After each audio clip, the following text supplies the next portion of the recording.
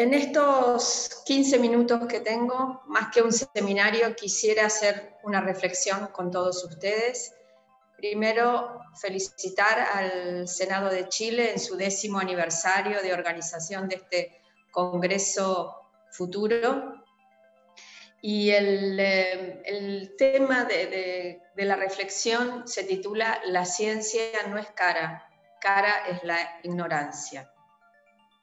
Creo que es muy atinado el lema de este 10º Congreso de Futuro, habitar la incertidumbre, porque durante el 2020 y lo que va del 2021 nos sumimos todos en una gran ola que nos arrasó, nos revolcó y nos hizo entrar en una incertidumbre nunca antes vista, creo yo, en los últimos, digamos, 100 años. Todo empezó a fines de 19, muy a fines de 19, principio del 2020, cuando empezamos a escuchar en las noticias sobre una ciudad llamada Wuhan, que quedaba en China, a la que la mayoría de nosotros muy probablemente no conocíamos. Escuchamos que ahí en Wuhan, en el mercado, había aparecido una enfermedad producida por un virus, que en ese momento conocimos que era un coronavirus, que había saltado de murciélagos al hombre, pero lo veíamos muy lejano a principios de 2020. Tan lejano que seguíamos viendo las noticias y vimos cómo en China, Wuhan se aislaba, se declaraba estado de sitio, entró totalmente en cuarentena, la población fue completamente aislada y debido a la cantidad de afectados, el gobierno de China tuvo que improvisar y construir en tiempo récord hospitales para atender a la cantidad a cientos de miles de enfermos que caían con esta enfermedad. Y aún así, a principios de 2020, en Occidente, lo veíamos como algo lejano y que no nos iba a llegar. Es más, el Ministerio de Salud de la Argentina decía que iba a tardar mucho en llegar a la Argentina. Y sin embargo, en poco tiempo, ya a principios, digamos, en febrero, marzo, saltó el virus, llegó a Europa y vimos como Italia y España se desbordaba su sistema de salud y empezaban a haber muchos afectados. Y en muy poco tiempo llegamos a la situación actual. Y esto es una foto sacada de la base de datos de la Universidad de Johns Hopkins, que lleva una estadística de todos los casos y la mortalidad que produce el virus. Vemos que todo el planeta, todos los países están en rojo, todos los países, a todos los países llegó este virus y la Organización Mundial de la Salud tuvo que declarar la pandemia. Y el mundo, de repente, el planeta entero se detuvo. La política se detuvo, la economía se detuvo, las comunicaciones, los vuelos se detuvieron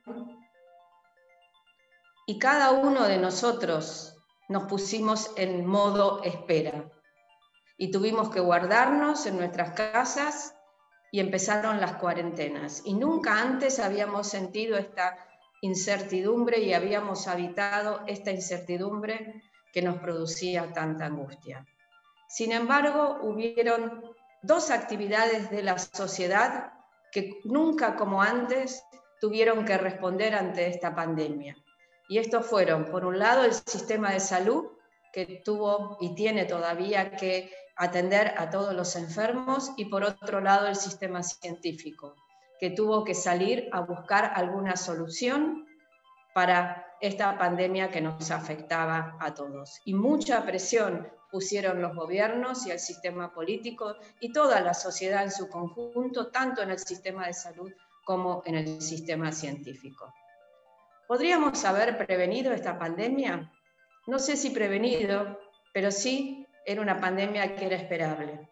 Y si nos fijamos en esta publicación del año 2007, que se publicó en la revista Clinical Microbiology Reviews, que se titula Síndrome respiratorio agudo y severo producido por coronavirus como un agente emergente y reemergente de infecciones, que fue publicado a raíz del SARS, que también es una enfermedad producida por coronavirus, pero que solo se circunscribió a China y no se expandió como pandemia a todo el mundo.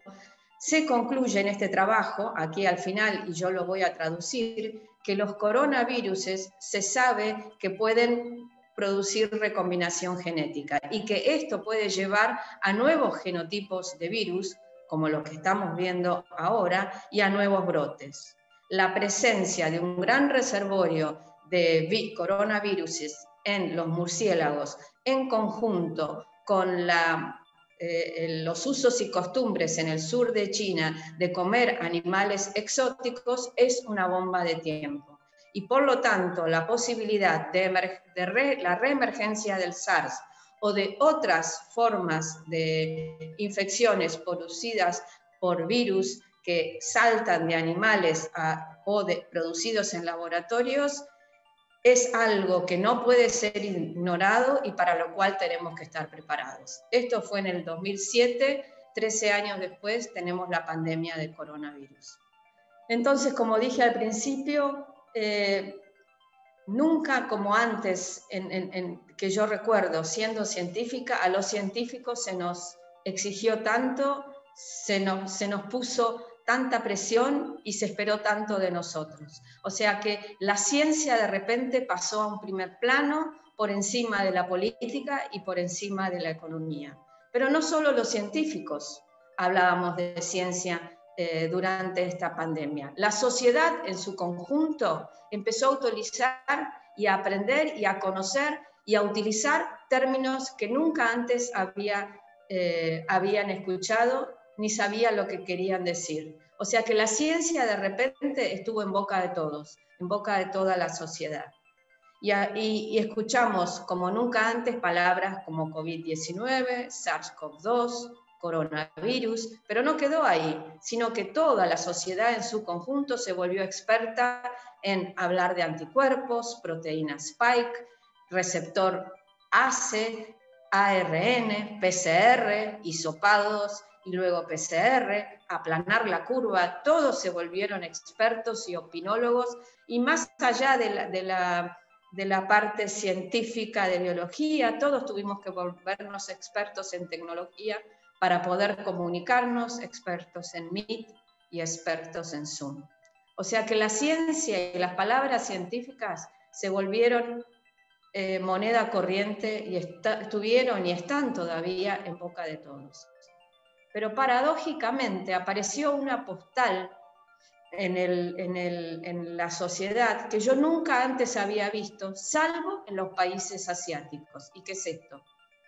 Cuando uno viajaba a China o a Japón hasta la pandemia del coronavirus, solo en esos países del Medio Oriente, del Lejano Oriente, o sea, asiáticos, es que uno veía a las personas en la calle o en los subtes tapándose la boca y tapándose la nariz, como despersonalizadas. Y sin embargo, luego de la pandemia del coronavirus, todo el planeta tuvo que taparse la boca. El planeta fue enmudecido y el planeta tuvo que ponerse en manos, sí o sí, del sistema de salud por un lado y del sistema científico por el otro. Ahora, ¿es justo pedirle tanto a un sistema, a dos sistemas, del de salud y la ciencia, que son tan vapuleados y tan poco financiados en países que se consideran en vías de desarrollo como los nuestros, Argentina y Chile, comparado con otros países? Y miremos estos gráficos que muestran la inversión, y no hablo de gasto, sino inversión en ciencia en distintos países, Argentina, Chile, China, hasta llegar a Estados Unidos. Esta línea negra en todos lados, que es igual, es la media de inversión en ciencia mundial, expresada como porcentaje de Producto Bruto Interno. Si nos fijamos en Argentina, el 0,5% del Producto Bruto Interno va a la ciencia, muy por debajo de la media mundial y muy por debajo de los países desarrollados y en vías de desarrollo.